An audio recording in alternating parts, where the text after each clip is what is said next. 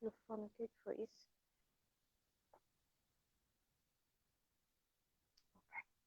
Já estamos em direto. Vamos só esperar que tenhamos visualizações do nosso espaço. Enquanto isso, eu vou aproveitar a partilhar aqui com os meus contatos para que mais pessoas nos possam ver. Vamos aguardar então para que os nossos amigos se juntem a nós aqui neste espaço. Hoje vamos conversar com Bruno Souza Ribeiro, jornalista desportivo português, que vai nos contar um pouco do seu percurso desportivo, jornalístico, as suas vivências no mundo do futebol.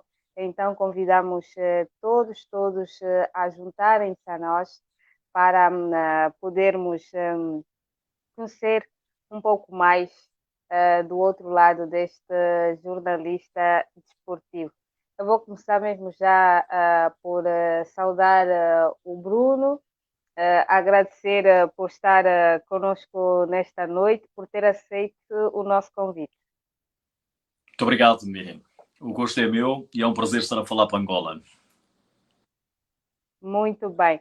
A regra do nosso espaço é que o nosso convidado apresente seu cartão de cidadão. Muito bem, vamos a isso então. Olha, eu chamo Bruno Miguel Sousa Ribeiro, nome profissional, como podem ver no oráculo, é Bruno Sousa Ribeiro. Tenho 39 anos, sou natural de Amarante, nasci em Amarante, mas vivo em Lisboa há 14 anos. Sou jornalista, trabalho na TSF, também sou narrador na Eleven Sports, um canal de televisão em Portugal, e dou umas aulas de vez em quando também, e sou solteiro e bom rapaz. Muito bem. Então, Bruno, como é que começou o seu percurso no mundo do jornalismo desportivo? Será que começou já mesmo a fazer desporto desde que começou a sua carreira? Não tinha essa... Eu sempre gostei muito de desporto, mais concretamente de futebol, que é a modalidade que eu mais gosto, apesar de depois de começar a trabalhar no jornalismo desportivo, ter que olhar com a mesma importância para as outras modalidades. Mas cresci a viver, cresci a experienciar futebol, a ver futebol, numa zona onde as pessoas gostam muito de futebol, e às páginas tantas nunca pensei que pudesse trabalhar no mundo do desporto, porque quando cheguei à universidade e me formei para ser jornalista, pensei sempre que iria trabalhar ou na sociedade, ou na política. Eu gostava muito de política, aprendi a gostar de política e ainda gosto de política. E pensei sempre que ia ser nesse ramo que iria trabalhar se um dia fosse jornalista. Aconteceu ir para a TSF, estagiar, acabei por ficar, beneficiei também de algumas saídas da TSF e pronto, e foi a partir daí que surgiu a oportunidade de ir para o desporto. Por causa do abandono de alguns amigos meus que saíram naquela altura, e acabei por ir para o desporto e até hoje fiquei lá. Muito bem. Qual é a sua modalidade de eleição? Tem alguma predileta? Modalidade desportiva? Sim. É futebol, eu gosto muito de futebol. Aqui em Portugal, a cultura desportiva começa a ganhar outra dimensão, as pessoas começam a olhar muito para outras modalidades. Ainda agora tivemos uma vitória estrondosa do Miguel Oliveira em MotoGP. Temos conseguido grandes feitos em Portugal com outras modalidades, mas aquela que eu mais gosto, não há que negar, é futebol, sem dúvida. Ok, muito bem. Já praticou algum desporto? Fui árbitro de futebol. Quando era miúdo, até aos 14, 15, mas depois também tive um problema de saúde. o jeito também não era muito. Não, mas por acaso até tinha jeito. Mas depois surgiu a oportunidade, com um grupo de amigos, de tirarmos o curso de árbitro de futebol e fui árbitro durante 6 ou 7 anos. Árbitro de futebol mesmo. Ok, Verdade. muito bem.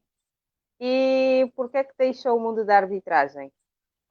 Porque na altura eu estudava, depois tive que ir para a universidade e para a universidade que eu fui ficava muito longe do distrito onde eu estava associado, que era a Associação de Futebol do Porto, e depois tive que optar. Não era, não era muito benéfico para mim conciliar as duas, arbitragem e estudos, e depois meteu-se a tese também para concluir a licenciatura, que era bitápica, e então decidi deixar a arbitragem. E hoje olho para trás e penso que foi o melhor que fiz, porque não me identifico muito. Identificava muito na altura, agora não me identifico muito. Ok, muito bem. E é formado em jornalismo? Sim, sou formado do 10º ao 12º ano, tirei um curso, penso que na altura chamava cursos tecnológicos de animação social, porque não havia comunicação social aqui perto da zona onde habita a minha mãe. Depois, Uhum.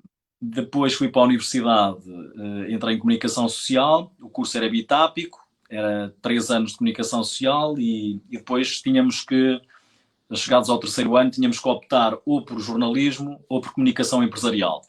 E eu depois tirei a licenciatura em jornalismo e pronto, e tirei cursos aqui numa coisa, não sei se conhece, que é no Senjor, televisão, de rádio, de imprensa também. Fui-me formando.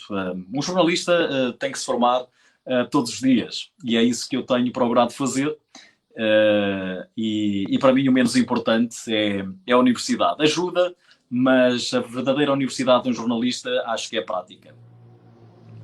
Exatamente. O jornalismo aprende-se e aperfeiçoa-se fazendo o mesmo.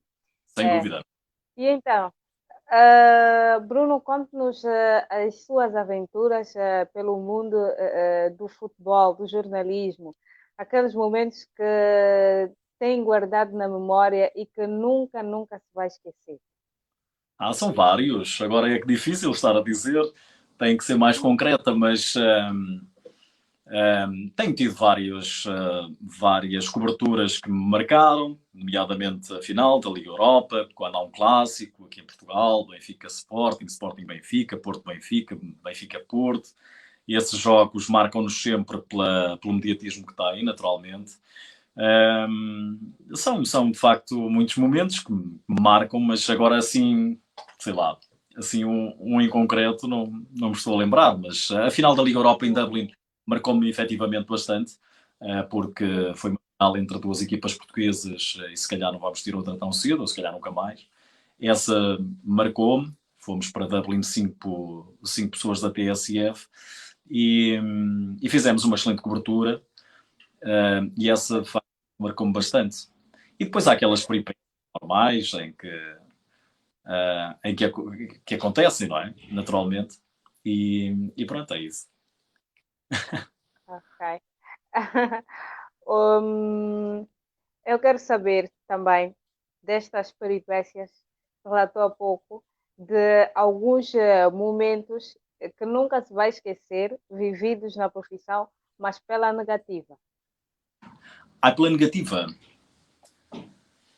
não tenho assim muitos momentos negativos, pelo menos que eu me esteja a lembrar, não tenho muitos momentos Não. negativos. Calhar, recordo-me de um momento que me aterrorizou, que embora não estivesse lá, tive que ir para lá e ainda vivi um bocadinho daquilo. Vocês todos devem ter ouvido falar em Angola, que foi o ataque à Academia de Alcochete, ao centro de treinos do. Uhum, uhum, Na sim. altura que o ataque se deu, não estava lá, mas depois tive que ir para lá e aquilo aterrorizou um bocadinho, porque nós todos não sabíamos muito bem o que é que tinha acontecido e se iria haver represálias ou não. E esse momento marcou-me um bocadinho, não tanto depois pelo facto de eu ter estado lá, mas sobretudo porque por aquilo que significou, não é? Aquilo significou bastante aqui em Portugal. Nunca uma coisa parecida tinha acontecido, e isso marcou-nos a todos um pouco. Depois tenho aqui se quiser conto aqui uma peripécia, já a contei numa iniciativa parecida a esta, que tem que ver com um jogo que eu fui fazer à Vila do Conde. Não sei se a Miriam conhece aí em Portugal o Nuno Gomes, Sim, ex-jogador do Benfica, sim. ex-capitão do Benfica. Então, eu fui fazer um jogo que o Benfica empatou em Vila do Conde, 1-1 com o Rio Ave, e aquilo, no calor do jogo, já na parte final, os jornalistas aqui em Portugal, não sei se em Angola é assim ou se já foi assim, os jornalistas podiam, agora já não podemos, podem entrar dentro do relevado, podíamos entrar dentro do relevado e irmos diretamente ter com o jogador para recolher impressões no final do jogo. Agora Sim. está tudo finalizado, só falamos com os jogadores pelas flash interview, a televisão que está atrás do jogo, ou então numa zona mista, quando os clubes entendem pôr os jogadores a falar no final do jogo. Só assim é que o jornalista aqui em Portugal, num jogo de futebol, consegue falar com os jogadores. Após o jogo de futebol, consegue falar com os jogadores. E então, nessa altura, ainda tínhamos liberdade para entrarmos dentro, após o apito final do árbitro, ainda tínhamos liberdade para entrar dentro do retângulo de jogo e irmos diretos aos jogadores que queríamos falar. E como o Nuno Gomes era o capitão do Benfica e tinha acabado de empatar, um resultado que não é muito bom para os clubes grandes aqui portugueses, um empate não é como se fosse uma derrota, eu disse, bem, vamos ouvir o capitão do Benfica. Ele vem aqui já a direcionar-se a mim, vem na minha direção, e ao mesmo tempo que ele se direciona, não sei se ele se lembra disto, mas ao mesmo tempo que ele vem na minha direção, ele na altura vinha na minha direção, e eu estico-lhe o microfone e ele deu um chega para lá no microfone, um estalo, uma chapada no microfone. E eu chamei-lhe quase de tudo em direto, e depois pensei, bem, teve que ser. O meu colega que estava a relatar também disse que não se fazia, apesar de estarem de cabeça quente, aquilo não se fazia. E então, passados uns instantes, vem um elemento do Benfica e chama por mim. E era o Nuno Gomes, que estava à minha espera no túnel que dava acesso para o balneário, a pedir-me desculpa porque vinha de cabeça quente. E isso marcou-me porquê? Porque ele é da minha cidade. Nós somos naturais, os dois, de Amarante, uma cidade, um concelho do distrito do Porto. E a partir daí, se calhar, nasceu uma amizade e está tudo bem. Talvez seja. Foi. Estou a lembrar de repente, mas depois, naturalmente, que existem outras. Ok, muito bem. Tem dessas coisas a profissão também. Falou de muitas viagens que já fez e o Sim. jornalismo desportivo tem esta particularidade de levar-nos a conhecer muitos lugares. Quais são assim os lugares que conheceu e que terá recordações para toda a vida? Já falei nesse de Dublin, é um deles. Nós aqui na TSF, o repórter não viaja muito. Porquê? Porque quando nós nós saímos, quando vamos transmitir um jogo fora de Portugal, normalmente só vai o relatador, quem relata os jogos. E nós só vamos, se não for um jogo propriamente dito, se for uma reportagem, porque aqui em Portugal há um problema que é a comunicação social. O jornalismo está a atravessar momentos de instabilidade financeira. Os grupos não estão tão fortes como estiveram no passado e quase que se obrigam a fazer cortes substanciais a nível de orçamento. E então o que é que acontece? Cada vez são feitos mais jogos pela televisão, e cada vez vão menos pessoas em reportagem para fora do país. Não quer dizer que não vamos, mas mas isso acontece cada vez menos. Isso é só uma à parte. Mas no que a mim me diz respeito, já tive, logicamente, várias saídas, mas não sou dos que viaja muito porque eu não relato jogos de futebol. Relatei um jogo de futebol há pouco, foi a minha estreia, a final da Liga dos Sim. Campeões. Foi um caso quase acidental, por acaso correu bem. Vamos ver se eu começo a relatar mais vezes. O Correu meu, sim que eu ouvi. o meu chefe e o meu editor já me disse que ia pôr mais vezes. Não é que me fascine muito o relato de futebol, fascinam-me mais outras coisas e vamos ver o que é que vai acontecer daqui para a frente. Tá bem. Este jogo, a final da Liga dos Campeões, eu acabei por ouvir muitos anos depois. Fui ouvir a TSF online, porque vi o post do Bruno nas redes sociais de que iria relatar Ah, este jogo. Então disse: deixa-me ouvir. E correu sim, senhora, muito bem. ah, não correu assim tão bem, mas as pessoas estão a ser muito Correu simpáticas. sim.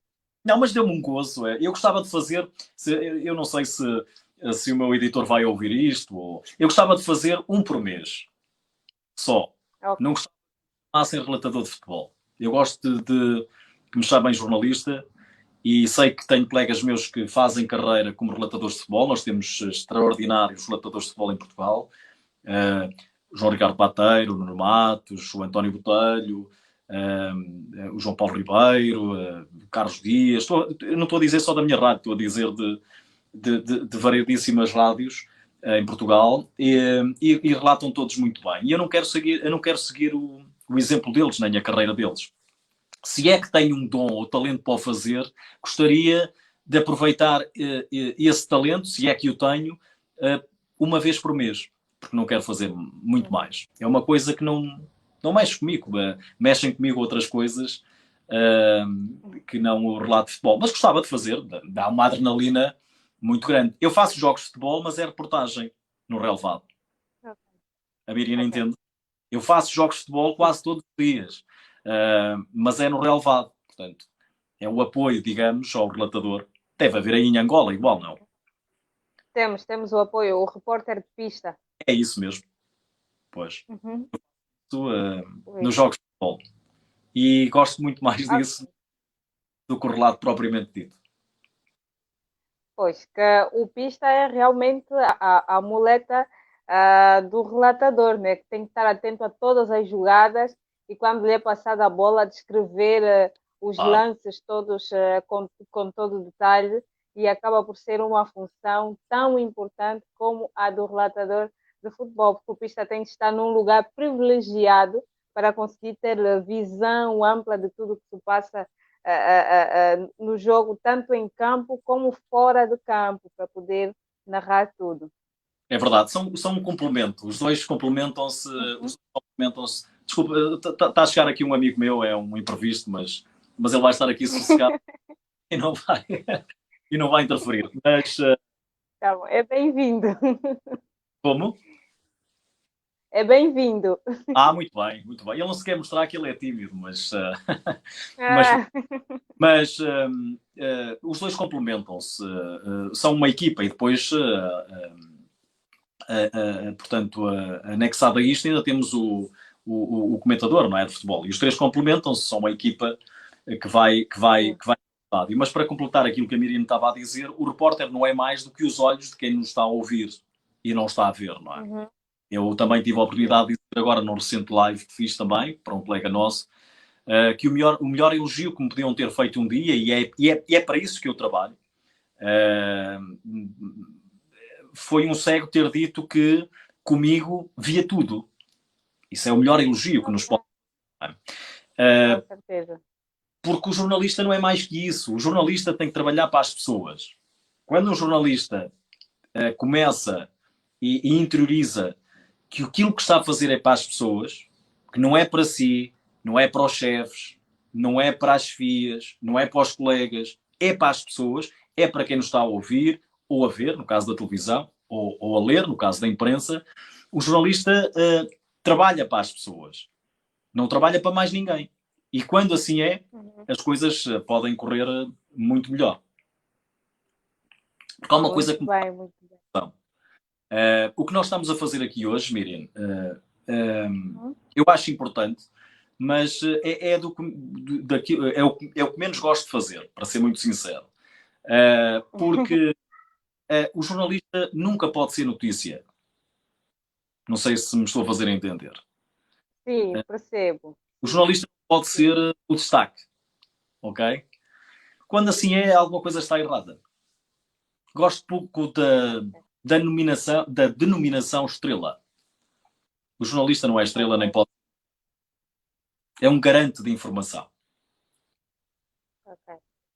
O jornalista é tal como o árbitro, né? Não pode ser o centro das atenções no jogo, né? Bem, e está errado. E quando o jornalista é o centro, quando o árbitro é o centro das atenções, algo está mal, não é? O jornalista é um pouco a mesma É, coisa, não é? Quanto menos pois é, percebido passar pois é. e quanto mais conhecimento passar, mais informação passar, com rigor, com isenção, com clareza, é o melhor. Ok, muito bem.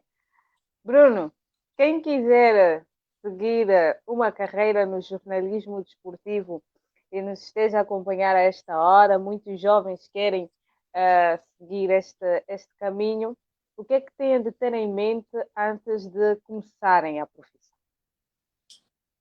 Paixão é a palavra que me vem logo à cabeça. Um jovem aspirante, jornalista, se assim se o quiser ser, se quiser estudar, para se Uhum, formar, tem que ter paixão. E a paixão tem que ser tanta que, por vezes, tem que se esquecer da família, tem que se esquecer de horários, tem que se esquecer do Natal, tem que se esquecer da Páscoa, uhum, tem que se esquecer dos fins de semana, das férias quando lhe apetece, porque o jornalista não tem hora, não tem data, não tem. Só para dar um exemplo, Miriam, muitas vezes combino coisas com os meus amigos e eu tenho muitos deles que já me dizem não vale a pena, contigo não vale a pena, a gente combina e depois tu à última hora desmarcas tudo. E é um pouco assim. O jornalista tem pouca vida. Tem uma, eu acho que a vida é bonita, mas ele não pode estar quase dependente de ninguém. Não é? Essa para mim, isto tudo resumido numa frase, é o espírito de sacrifício. Não é? Um jornalista tem que ter espírito de sacrifício, espírito de missão e muita paixão. Se não houver paixão, espírito de missão, eu posso aqui também dar-te alguns exemplos. Quando eu andava a estudar, entravam por ano, só na minha universidade, que não era grande, é um polo pequenino, 40, 50, 60 alunos por ano para o curso de comunicação social. E os que entraram comigo, eu olhava à minha volta, alguns excelentes alunos, mas eu pensava assim para mim, mas o que é que esta malta anda aqui? E muitos deles irão ouvir isto, se calhar. Esta malta anda aqui, alguns deles excelentes alunos, mas andam aqui a estudar para quê? Querem ser jornalistas? Porque muita gente vai para o curso de comunicação social para fugir à matemática, para fugir aos números. E porque é um curso, as meninas que são bonitas, que têm uma cara bonita, querem ser estrelas de televisão, e então vão para o curso de comunicação social. Eu acho que isso é errado, não é? uhum. Para já nós devemos ter, quando optamos por ser uma carreira de jornalista, temos que ter uma noção grande do que é o jornalismo. Que era aquilo que eu te dizia há pouco, que é o espírito de missão e uma vontade enorme de informar, uma curiosidade enorme que o jornalista tem para. Eu não sei se me estou a fazer entender. Nós temos que ter uma vontade dentro de nós tão grande de iniciativa, de curiosidade, de querer informar, o gosto de levarmos as coisas em primeira mão às pessoas, o gosto de cultivar fontes, o gosto de cultivar uh, uh, amizades, é uma coisa inexplicável. Quer dizer, eu acho que um pouco como é o futebol e como é o desporto, há que ter talento. E eu acho que para ser jornalista também tem que se ter talento. Quer seja para escrever, quer seja para falar, quer seja para nos ver. Eu acho que é preciso talento. Muito bem. Vamos fazer uma pausa na nossa conversa para agradecer aos nossos parceiros na produção deste espaço. A empresa Sport Winners, uma empresa virada para o agenciamento de atletas de futebol e realização de eventos desportivos. Ainda a loja Elanas Mini Power, a loja que tem os melhores produtos ao melhor preço. E ainda ao consultório Humanamente, que está na Maianga, Rua Marianguabi, número 49, no primeiro andar, apartamento número 6. O contacto do consultório Humanamente é o 922 14 84 14. 922 14 84 14. Então já sabe, se precisar de atendimento médico de qualidade, visite o consultório Humanamente na Maianga, Luanda, na rua Marianguabi. Estamos a produzir esta edição, a 18ª edição do programa Ela Tem a Bola Toda, hoje com o jornalista português Bruno Souza Ribeiro, da TSF e também da Eleven Sport. Então, partilhe agora mesmo esta live com os seus contactos, para que mais pessoas possam acompanhar esta nossa conversa. Estamos a conhecer o outro lado deste jornalista desportivo e também a ouvir histórias sobre o jornalismo. Vamos continuar a conversa com o Bruno e eu quero saber se acompanha alguma coisa do futebol angolano, tem alguma noção de como é o futebol em Angola, o que é que se passa aqui? Vou ser muito honesto. Eu tenho especial atenção sobre os campeonatos que nós transmitimos, nomeadamente o português, a TSF está Ok. atenta, e depois os principais campeonatos da Europa que a Eleven Sports transmite, sobretudo, o campeonato alemão, o campeonato espanhol, o campeonato belga, a Championship inglesa. Portanto, são os campeonatos que eu procuro, por variedíssima ordem de razão, porque procuro estar informado e atento, porque tenho que fazer quase esses jogos de fim de semana a fim de semana. Os outros, depois vou estando atento, o que não é o caso do campeonato angolano, não sei como é que se chama, já não é mau, que é o girabola, não é? Não estou muito atento, ser muito honesto, não estou muito atento ao campeonato angolano. Ok, muito bem. Mas certamente acompanha alguns jogadores angolanos que Sim, atuam em agora, Portugal. há um em destaque agora, que é o Camavinga do Rennes. Falava com um amigo meu ainda há pouco sobre ele, que é um jogador que lá está, que eu conheci por ter o privilégio de fazer jogos franceses na Eleven Sports. E Ok. ele, com 17 anos ainda, a época passada, eu até estava a fazer o jogo sozinho, não tinha comentador, e pensei para mim, mas que raio, como é que este jogador o que é que este jogador está a fazer ainda aqui no Rennes? Com 17 anos, e eu pensei isto. E pelos vistos anda já meia Europa atrás dele e vai ficar pouco tempo aí, ao que me parece. Ok, muito bem. O que é que acha da performance de Gelson Dalla? Esteve por empréstimo ao Rio Ave, mas agora nesta época já o Rio Ave a conseguir ter Gelson Dalla a título definitivo. O que é que acha da performance deste avançado angolano? Ele veio, ele foi transferido para o Sporting na altura, rotulado de craque. Chegou ao Sporting visto quase como o novo Eusébio.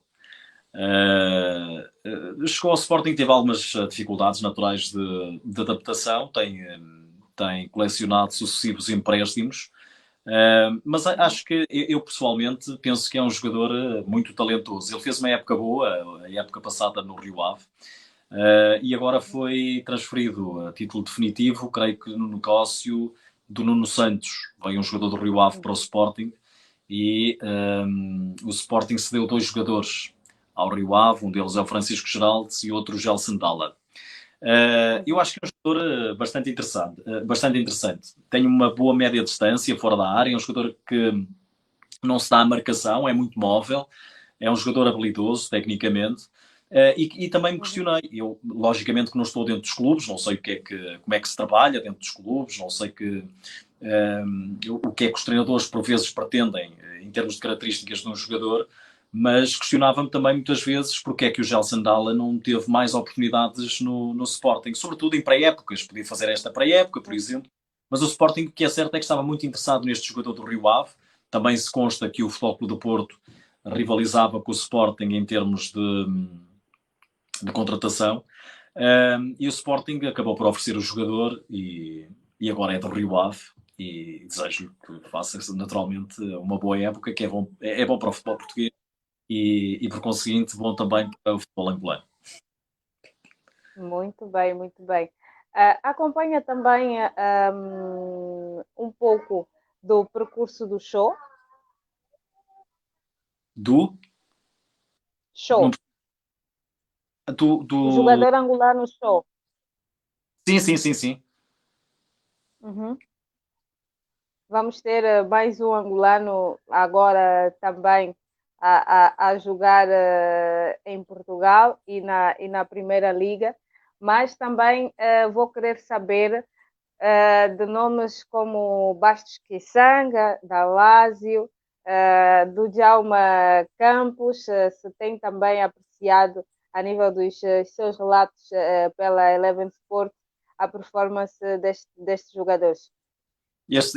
Os jogadores que jogam em Itália não estou muito atento porque nós não temos o campeonato italiano e são jogadores que eu não estou Ok, tenho estado particularmente muito atento. ok, ok. Muito bem. Mas lembra-se, com certeza, de um jogador angolano que ficou para a história do Benfica, o nosso Mantorras. O que Ah, achava do Mantorras a jogar? é outro que quando apareceu hoje as pessoas dizem que se não tivesse aquelas lesões gravíssimas que iria ser um caso Uhum, sério.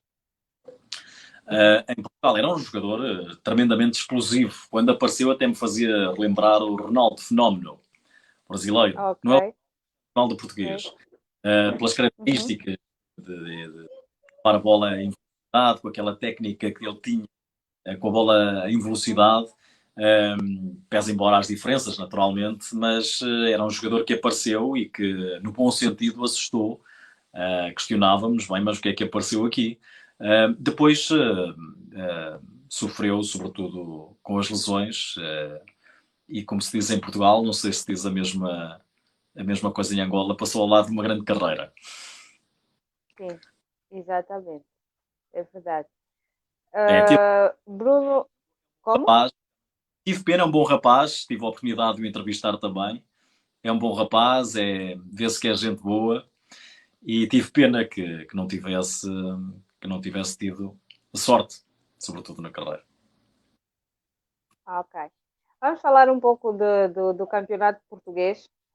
Sabemos que está ali às portas a nova época.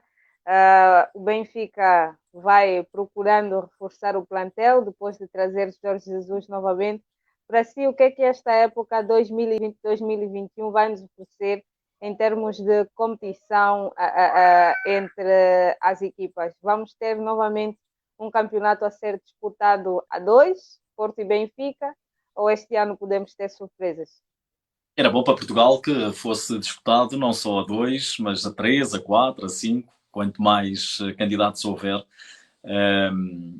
mais atrativo se torna a Liga e o futebol em particular. Uhum. Eu penso que, eu não sei, eu vou dar aqui uma notícia, ainda que não seja em cima da hora, acabou há pouco, não sei se em Angola sabem, mas o Benfica acabou de ganhar 2-1 ao Sporting de Braga num jogo particular. Uhum. Uhum. Viu? Sim. Mas então, vamos tentar começar pelo início. O Benfica vive, se calhar, uma das fases onde uma das fases mais desafiantes dos últimos anos. Contratou um treinador que é caro, não é? É um dos melhores, na minha modesta opinião, um dos melhores treinadores, não só de Portugal, mas do mundo.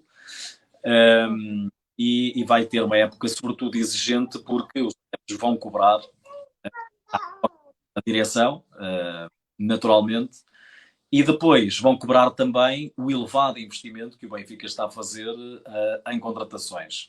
Está a contratar jogadores com preços que não são muito normais em Portugal. O Benfica é o clube que mais tem andado nos 20 milhões e acima disso. Hoje acaba de contratar um jogador, pelo menos o jogador já disse que iria reforçar o Benfica, que é o Darwin Núñez.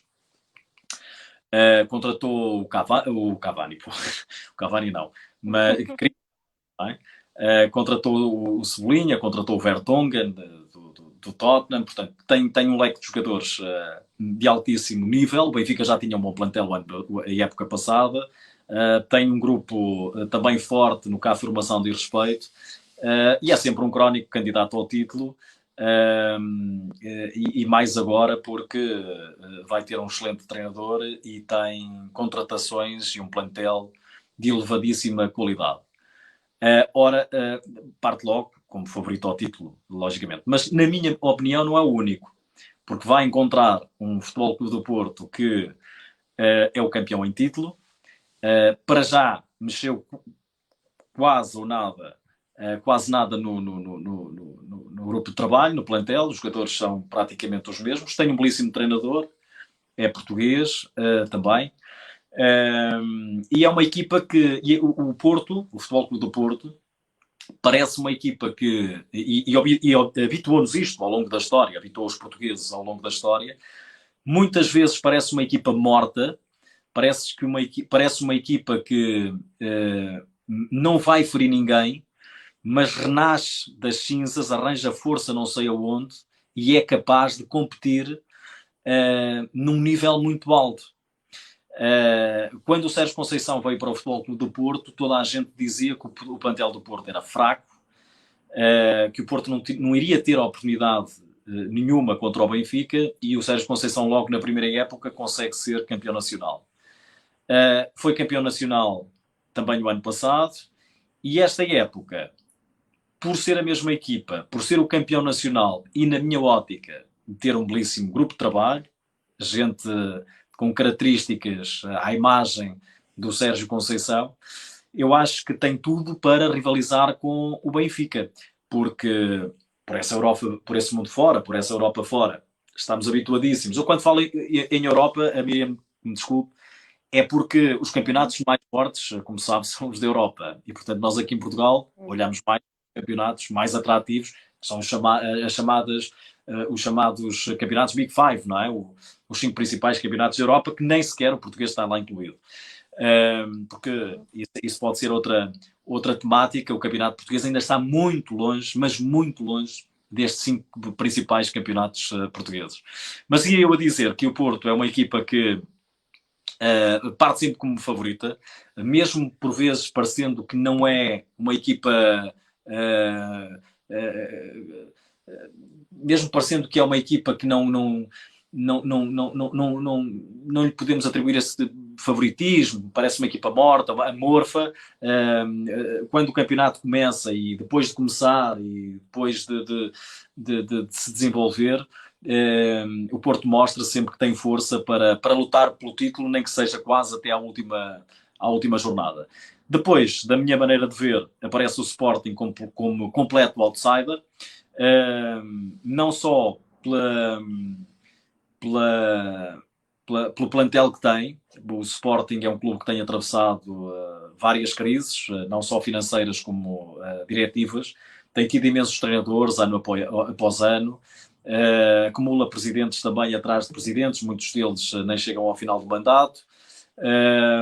E depois, o que é que aconteceu ao longo dos anos? Por toda esta instabilidade, quer diretiva, quer financeira, o plantel empobreceu, naturalmente. Se olharmos ao plantel do Benfica e do Futebol Clube do Porto, um sportinguista que me esteja a ouvir terá que perceber, e vai-me dar razão com certeza, que o Sporting não está ao mesmo nível do Benfica nem do Porto.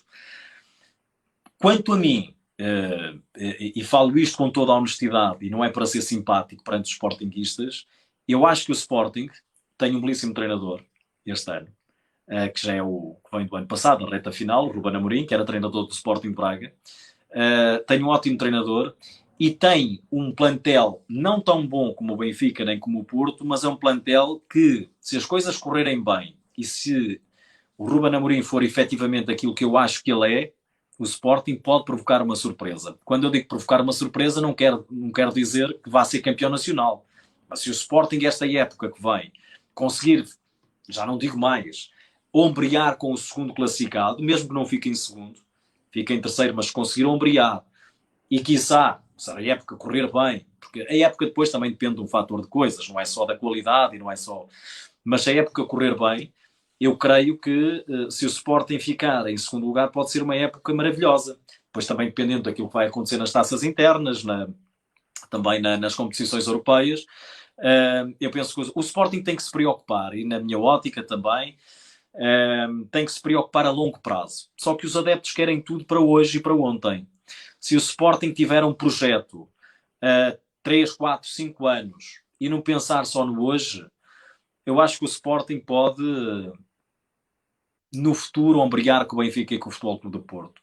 Mas, como todos sabemos, os presidentes que se candidatam e quando há eleições, se não prometerem o título, não ganham as eleições, no Sporting fica tudo mais difícil e esta verdade continua. É pena, porque o Sporting, com este empobrecimento, abre aqui uma, uma, uma vontade do Sporting de Braga de querer ser o terceiro grande em Portugal, e em vez do Sporting estar a ombrear com o Benfica e com o Futebol Clube do Porto, está também preocupado em não deixar o Sporting de Braga ultrapassá-lo, e o Sporting de Braga também está a reforçar muito bem,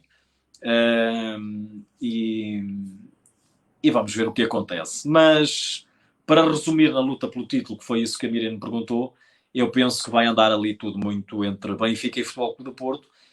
Os benfiquistas, se calhar, pensam que o Benfica vai limpar isto tudo de uma forma muito fácil, mas eu creio que o Futebol Clube do Porto tem plantel para ombrear com o Benfica, para ser campeão e para lutar até à última com o Benfica. Porque o futebol joga-se dentro das quatro linhas, e dentro das quatro linhas, por vezes, não ganha sempre o melhor. Se ganhasse o orçamento, eu iria dizer que o Benfica era campeão. Se ganhasse, se me perguntarem também quem é o melhor treinador, ganhava o Benfica porque tem o melhor treinador. Se me perguntarem qual é o melhor plantel, ganharia o Benfica porque tem o melhor plantel. Se me perguntarem se tudo isso é o fundamental, não é? E prova provada, foi o ano passado que o Porto foi campeão e muitos davam o Benfica campeão pela certa porque fez uma ótima primeira volta e ninguém adivinhava que o Futebol Clube do Porto pudesse ser campeão nacional, que até andou a 7 pontos do Benfica. Ok. O Nuno Souza comentou aqui há pouco que o Cavani ainda vem para os iniciados. Calhar. É. Tem aqui uma mensagem. Como? Pudesse, era bom para o futebol português que o Cavani pudesse vir para o futebol português, para Portugal, não é? Não só o Cavani, o Benfica contratou agora o Vertonghen, quando o Casillas veio para o Futebol do Porto também. Eu acho que os jogadores desta natureza... Eu sei que, se calhar, um portista olha para o Benfica e não quer que o Cavani venha. O Benfica olha para o Porto e não quer que o Casillas venha. Quer dizer, mas para o futebol português, não é? E para aumentarmos a competitividade e o nível e a qualidade do campeonato, eu acho que os ótimos jogadores, os bons jogadores, jogadores de elevadíssima qualidade, são sempre bem-vindos ao nosso país. Muito bem. Temos aqui também uma mensagem do Joaquim Carlos Teixeira Silva, que manda um grande abraço ao Bruno. Eu também mando para ele. Um grande abraço para ele também. Obrigado. Muito bem. Vamos consumir agora os últimos 15 minutos do nosso espaço e vamos continuar a falar de Portugal e do campeonato. Nós sabemos que há uma proposta da Direção-Geral da Saúde em suavizar, se assim podemos dizer, algumas medidas de segurança para algumas modalidades, das quais o futebol também faz parte. Como é que olha para estas medidas? Mas quais medidas? A Miriam sabe? Uh, eu li uma matéria que falava em suavizar algumas medidas de segurança em relação às modalidades de sala e para o futebol. Estava isento, por exemplo, os desportos de contacto, como rugby, como os desportos de lutas, mas no futebol olhava-se um pouco para, não, para retirar a exigência do teste da Covid, que é feito, o último teste que é feito, se não estou em erro, 2 dias antes do jogo de futebol. Esta era uma das medidas que fazia parte deste documento. Sim, aos poucos vai-se tentando suavizar de facto esta situação, um pouco por toda a Europa. Repare no exemplo de França, que já está com adeptos nas bancadas. Aqui, as coisas em Portugal ainda não caminham nesse sentido, já permite, mas as coisas ainda ainda não há, por exemplo, autorização para que haja adeptos nas bancadas, para a Direção-Geral de Saúde e também outras autoridades já tenham admitido que isso possa vir a acontecer ainda no desenrolar depois do campeonato começar. Eu acho que, e atendendo àquilo que me perguntou, à minha opinião, eu acho que, muito honestamente, vem um momento de grande desafio ainda. Preocupa-me muito, e vou estar com particular atenção ao que vai acontecer agora com o outono, com as vagas de frio e também com a gripe normal. Vou estar particularmente atento e até com alguma expectativa para perceber como é que Portugal vai reagir, o Sistema Nacional de Saúde vai reagir ao crescimento de utentes que precisam ir ao hospital e que depois não saibam muito bem se é por via de Covid-19, se é por via de uma gripe normal. Essa situação preocupa-me bastante, que eu não sei até que ponto é que nós estamos preparados. A nível do desporto, eu acho que anda tudo ainda muito às escuras, a palpar terreno, e todos também a olharem para o vizinho do lado para perceber a forma como o vizinho do lado está a fazer.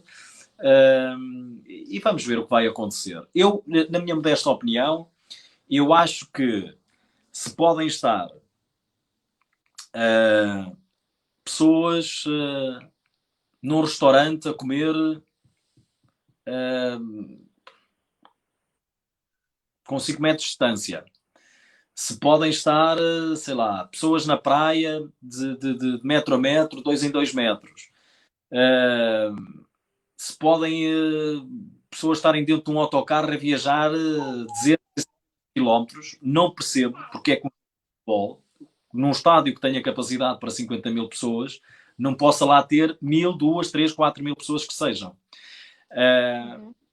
Mas eu, este problema também, gosto pouco de opinar, porque não sou um mas estou com uma grande expectativa para perceber para perceber os tempos que se avizinham e que vamos ter aí. Muito bem, muito bem. Temos mais mensagens do Pedro Castelo, estou aqui a tentar ver. Manda um grande abraço ao Bruno. Ai. Vamos lá ver. O Pedro Castelo é Sports. Como? O Pedro Castelo é da Eleven Sports. Também que bom. Que bom. E temos também uma mensagem do Paulo Andrade. Saudações. Saudações, Paulo Andrade. Obrigada por estar também ali a acompanhar o nosso espaço. Voltando a um pouco aquilo que é o Bruno como pessoa, nós queremos saber se sente-se realizado.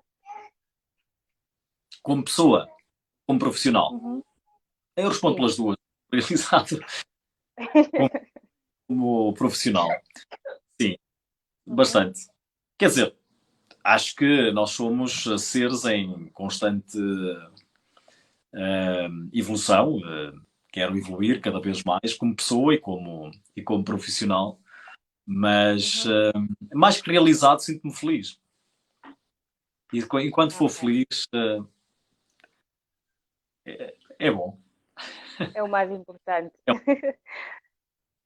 É Eu gostaria também de saber se apoiaria os seus filhos a enveredarem para o jornalismo desportivo. Gostaria de ver os seus filhos seguirem os mesmos passos Há aqui um ponto importante, eu não tenho filhos.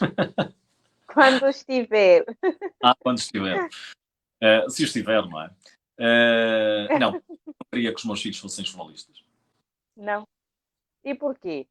Não queria, quer dizer, se eles quisessem, não é? Não vou ser daqueles que os vou tentar direcionar para, para uma determinada profissão.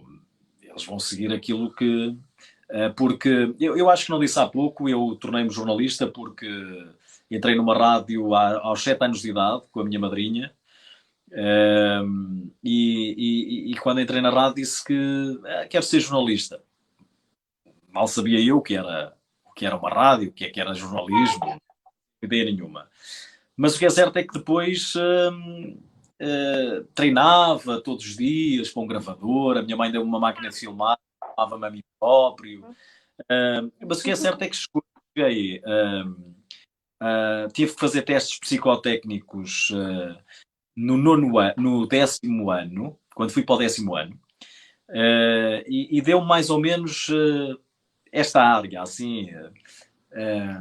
E depois voltei a fazer para ir para a universidade esses testes psicotécnicos e deram jornalismo. E eu acreditei que podia ser um bom jornalismo. Depois, na universidade, as coisas correram bem.